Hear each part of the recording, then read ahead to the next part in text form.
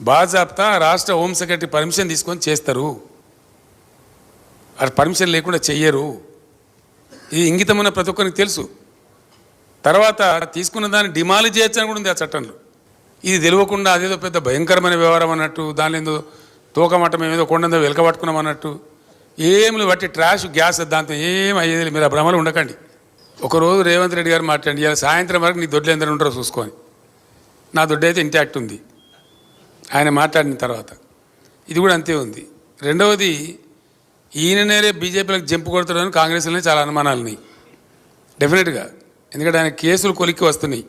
ఓటుకు note case ఏదైతే ఉందో అది భయంకరమైన కేసు.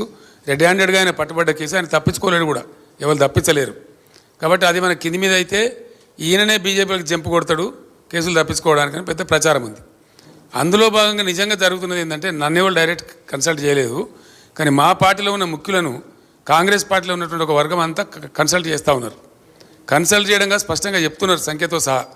అన్న మేము 26 నుంచి 33 మంది ఎమ్మెల్యేలు రెడీగా ఉన్నాము, మేము కలుస్తాము, ఇద్దరం కలిసి గవర్నమెంట్ ఫామ్ చేద్దామని చెప్తున్నారు. మరి రేవంత్ రెడ్డి తదాస్తు దేవతలు ఉంటారు పైన, మరి అటు నుంచి ఇటు వస్తారో ఇటు నుంచి అటు పోతారో చూద్దాం ఏం జరగబోద్దు. ఇక సీఎం రేవంత్ రెడ్డికి ఆయన నోటికి మొక్కాలి. ఆయన ఏం చెప్తాడో అసలు ఆయనకి ఏమైనా తెలుస్తుందా తెలియదా నాకైతే అర్థమవుతలేదు. సార్, భాష విషయంలో మనము దేని విషయం అండి? భాష మీరు మాట్లాడే భాష నేను మంచిగా మాట్లాడుతున్నా కదా. భాష విషయంలో సంయమనం పాటించాలంటే మనం ఒక పెద్ద మనుషుల ఒప్పందం చేసుకుందామని నిన్న సీఎం ప్రతిపాదన పెట్టింది సార్. ఈ సీఎమా? ఈ సీఎంఏ సార్.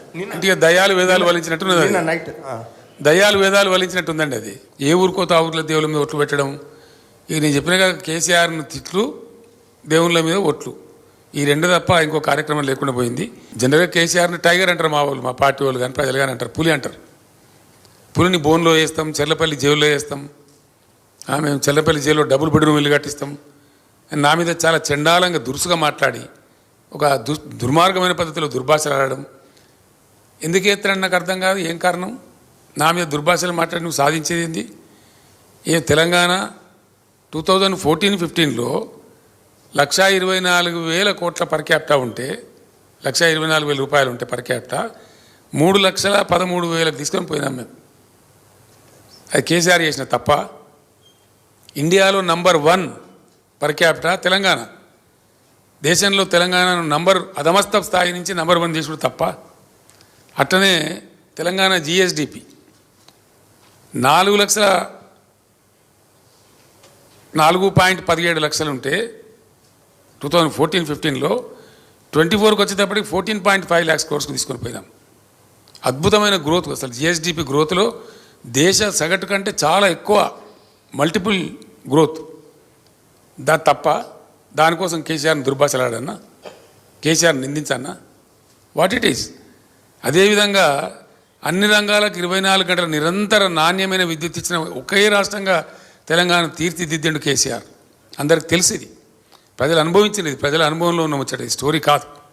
దానికోసం దుర్భాషలాడన్నా? వ్యవసాయానికి 24 గంటల ఉచిత కరెంట్ ఇచ్చిన ఒకే ఒక్క రాష్ట్రం తెలంగాణ. రైతులకు మీటర్లు పెట్టమని మోడీ చెప్తే 25,000 కోట్లు కట్ చేసినా కూడా తల దించకుండా నేను మోటార్లు పెట్టలే.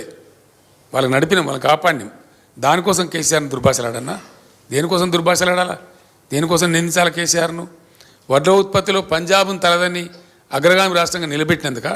దేనికోసం తలదన్నాలా? ఎందుకోసం తలదన్నాలా? అత్యధిక పచ్చదనంలో 7% పెంచిరని చెప్పి సెంట్రల్ గ్రీన్ అథారిటీ వాళ్ళు అవార్డు ఇచ్చిన తెలంగాణకు. ఎన్నో అవార్డులు వచ్చినాయి. దానికోసం కిందిమిచ్చేయన్నా? సంక్షేమంలో దేశంలో నంబర్ 1 రాష్ట్రంగా తీర్చిదిద్దానికి కిందిమిచ్చేయన్నా? దేనికోసం చేయాలా? ఎక్కడ ఎవడు దిక్కులేక, అసలు గతి లేక, ఇంకెక్కడ తెలంగాణ అనుకొని ఎక్కడోడక్కడ పండుకున్న టైంలో నేను ఒక్కనిగా బయలుదేరి 14 సంవత్సరాలు అవిశ్రాంత పోరాటం చేసి అనేక అవమానాలు భరించి ఈ జాతిని విముక్తం చేసి రాష్ట్రం నుంచి విడదీసి ప్రత్యేక రాష్ట్రం ఏర్పాటు చేయించి ఇన్ని రంగాలలో ఇంత అద్భుతమైనటువంటి పరిస్థితికి తెలంగాణను తీసుకొని పోతే ఆ తెచ్చిన వ్యక్తిని తిడుతూ ఉంటే తెలంగాణ సమాజానికి దుఃఖం కలగదా? బాధ కలగదా? గుండెలో తడినోనికి, తెలంగాణ మేధావికి, తెలంగాణ అస్తిత్వం పట్ల ఆరాటం ఉన్న వాళ్ళకు బాధ కలుగుతుంది కదా సహజంగానే. అది కూడా ఒక పెద్ద భయంకరమైన వాళ్ళే కొనుక్కున్నారు. ఇట్లా చాలా చాలా ర్యాంక్స్ నేను చెప్తే ఒక 100 ఉన్నాయి. Health survival index, world happiness index, ఎన్నో వాటిల్లో తెలంగాణ ఎన్నిట్లలోనూ ఉంది. రైతు బంధు లాంటిది అయితే జెండర్ ఈక్విటీ ఇండెక్స్ కావచ్చు, డెమోక్రసీ ఇండెక్స్ కావచ్చు, హ్యూమన్ డెవలప్మెంట్ ఇండెక్స్ కావచ్చు. అసలు దేశ సగటు మాకు ఎక్కడ లేదు, మేము అందరంత దూరం పోయినాం. ఏ రాష్ట్రం కూడా మాకు సమీపంలో లేకుండే. ఇవన్నీ కూడా చేసినాం. ఇవన్నీ చేసిన కేసీఆర్ని పట్టుకొని అడగోలు మాటలు మాట్లాడి, దుర్భాషలాడి, కించపరుస్తామని వాళ్ళ సమయాన్ని వృధా చేసి పాలసీ ఫార్మేషన్ టైం వెచ్చించకుండా ఇవన్నీ చేస్తే ప్రజలకు తప్పకుండా బాధ కలిగింది. ఆ ఆగ్రహం ఇప్పుడు వీళ్ళు చవి చూడబోతూ ఉన్నారు. మేము ఆశ్చర్యపడుతున్నాం, ప్రజలు ఆశ్చర్యపడుతున్నాం. చివరికి ప్రజలు చాలా పెద్ద భయంకరమైనటువంటి కోపం మీద ఉన్నారు. 3-4 స్టెప్స్ అండి. ఒకటి రైతు బంధు ఆగం చేసినారు, పెట్టుబడి సాయం ఇవ్వలేదు. నేను అన్ని సభలలో ఓపెన్గా అడిగిన, చాటుకు అడగలేదు రూపులో.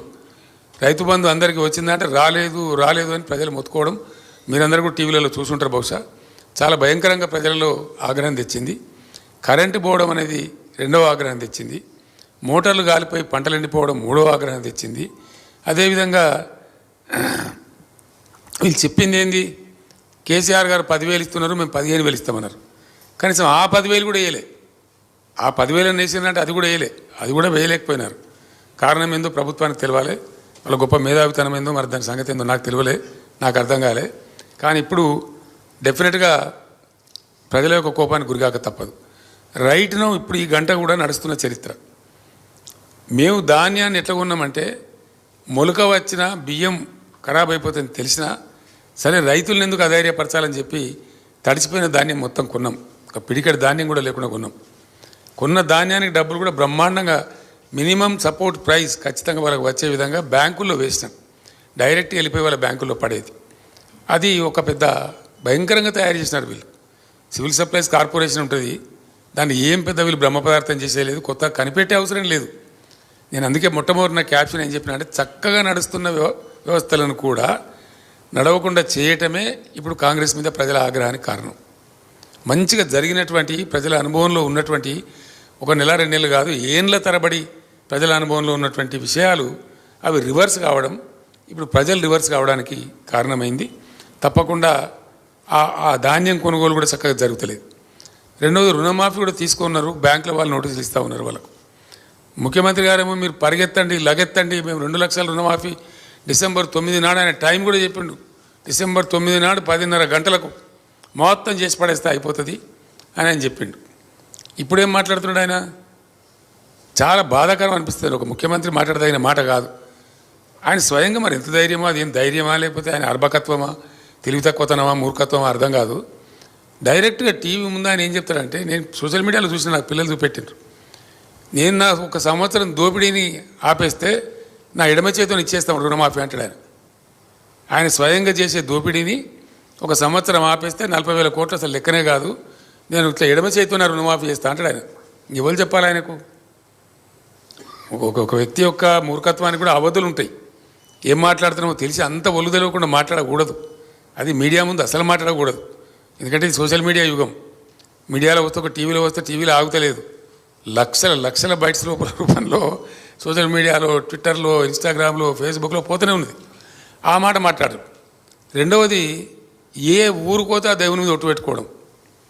డిసెంబర్ 9 పోయింది, ఇప్పుడు మళ్ళీ ఆగస్టు 15. తెలివిగానే ఏ సంవత్సరం ఆగస్టో చెప్తలేడు. ఈవెన్ అయ్యాక అర్థమైతలేదు, అది ఏ ఆగస్టు అర్థమైతలేదు. నేను ఆగస్టు అన్నా కదా, వచ్చే సంవత్సరం ఆగస్టు అంటారు రేపు, అప్పుడేం చేయాలా? ఇటువంటి అనుమానాలు నేను చెప్తున్నా కాదండి. నేను సాయంత్రం పూట వెళ్తుంటాను, ఎందుకంటే బాగా 46-47 డిగ్రీలు ఎండ ఉండే, ఇంట్లో కూర్చునే ఇంత భరించరాకుండా ఉండే. ఆ టైంలో వచ్చేది నా దగ్గర సమూహాలుగా రైతు సంఘాలు కానీ, వీళ్ళు కానీ, వాళ్ళు కానీ వస్తే వాళ్ళతో చిట్చాట్ చేస్తే వాళ్ళు చెప్పిన ముచ్చటైతే, నాకన్నా కూడా వాళ్ళు ఎక్కువ అడ్వాన్స్ ఉండరు. నేను ప్రతిపక్ష నాయకుడిని అయినా వాళ్ళే అనుమానం వ్యక్తం చేస్తారు, సార్ ఈయన ఆగస్టు అంటుండే, ఏ ఆగస్ట్ సార్ అని నన్ను క్వశ్చన్ చేస్తే, మీరు ముఖ్యమంత్రిని అడుగురా బాబు, నన్ను ఎందుకు అడుగుతారని నేను చెప్పిన.